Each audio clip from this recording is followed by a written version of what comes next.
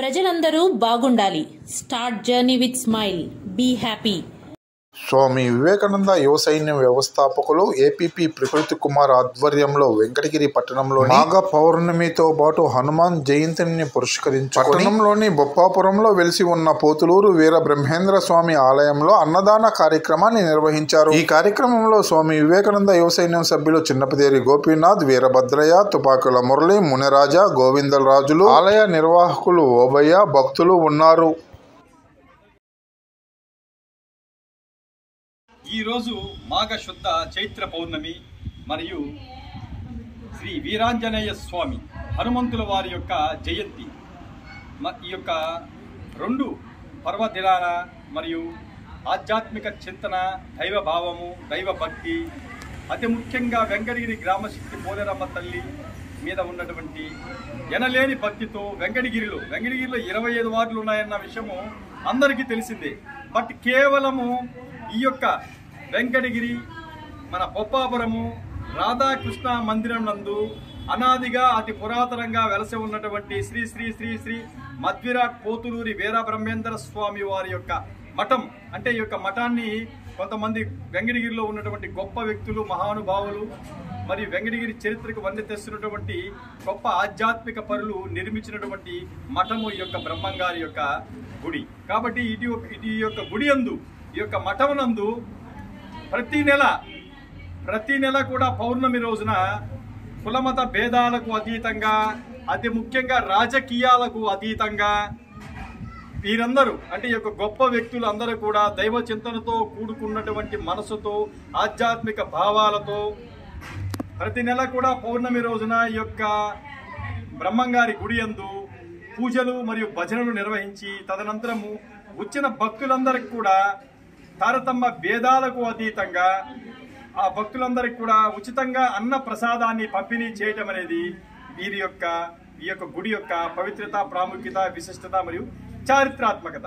కాబట్టి అటువంటి కార్యక్రమంలో నేను ఈరోజు పాల్గొనడం అనేది నిజంగా నాకు ఆ మధ్విరాట్ పోతులూరు వీరబ్రహ్మేంద్ర స్వామి వారు ఇచ్చిన ఒక అదృష్టంగా నేను భావిస్తున్నాను. ప్రతి ఒక్కరు కూడా ప్రస్తుతం ఉన్నటువంటి తరుణంలో ఆధ్యాత్మిక భావాలతో, ఆధ్యాత్మిక చింతనతో, దైవ భావంతో, భగవతార్పిత పూరితమైనటువంటి మనసుతో మొట్టమొదటిగా మన యొక్క గృహంలో భగవంతుడు ఎక్కడో లేడు, హిమాలయాల్లో లేడు, కాశీలో లేడు, ఇంకో చోట ఎక్కడో లేడు. కేవలము త్రికరణ శుద్ధిగా, అంతఃకరణ శుద్ధిగా, ధర్మబద్ధంగా, న్యాయబద్ధంగా ఎవరైతే గృహస్థ జీవనాన్ని కొనసాగిస్తున్నారో అటువంటి గృహంలో ఉన్నటువంటి మహిళ ఎవరైతే ఆమె ఆ గృహిణి ఆ యొక్క త్రికరణ శుద్ధిగా ఇంటిలో ఉదయాన్నే సూర్యుడు ఉదయించక ముందే ఇంటిలో గృహాన్ని శుద్ధి చేసుకొని తదనంతరము వారి యొక్క కుటుంబంలో ఉన్నటువంటి ఆ యజమాని అయినటువంటి భర్తను మరి యొక్క పిల్లలను కూడా కార్యశూరులుగా, వీరులుగా సమాజంలోనికి పంపించే విధంగా ఆ యొక్క గృహాన్ని మొట్టమొదటగా ఆ గృహిణి త్రికరణ శుద్ధిగా భగవంతుని కోరుకుంటుంది. మరియు ఆ ఇంటిలో ఆ యొక్క గృహిణి భగవంతుని కొలువై ఉంచుతుంది. కాబట్టి భగవంతుడు ఎక్కడో లేడు, మన ఇంటిలోనే, మన గృహంలోనే, మన మనసులోనే ఉన్నాడు. కాబట్టి ఈ యొక్క నగ్న రూపమైనటువంటి, వాస్తవ రూపమైనటువంటి సత్యాన్ని తెలుసుకోవాలని కూడా నేను అందరికి కూడా తెలియపరుస్తున్నాను. అలాంటి కోవకు సంబంధించినటువంటి గొప్ప వ్యక్తులు మరియు మహిళామూర్తులు కూడా ఈ యొక్క కార్యక్రమంలో ఈరోజు ఈ యొక్క పవిత్ర ప్రాంతంలో పాల్గొనటము, మేమందరం కూడా ఈ యొక్క అన్నదాన కార్యక్రమాన్ని నిర్వహించడం నిజంగా మా యొక్క అందరి అదృష్టంగా కూడా మేము భావిస్తున్నాము. అతి ముఖ్యంగా చెప్పాలి అంటే గత 20 రోజుల నుంచి చూస్తున్నాం, సందు గొంతుల్లో పని బాట లేకుండా కొంతమంది మూర్ఖులు, అసమర్థులు, అజ్ఞానులు, అవివేకులు బుడబుక్కల వేషాలు వేస్తూ తిరుగుతూ ఉన్నారు. అదే అజ్ఞానము మరి అవివేకం అంటే. ఎందుకంటే కలియుగంలో కలిమాయ అనేది అటువంటి మూర్ఖులు, అజ్ఞానుల్లోకి చొరబడి వాళ్ళకి ఈ యొక్క బుడబుక్కల వేషాలు వేసేదానికి తిరుగుతూ ఉంటారు.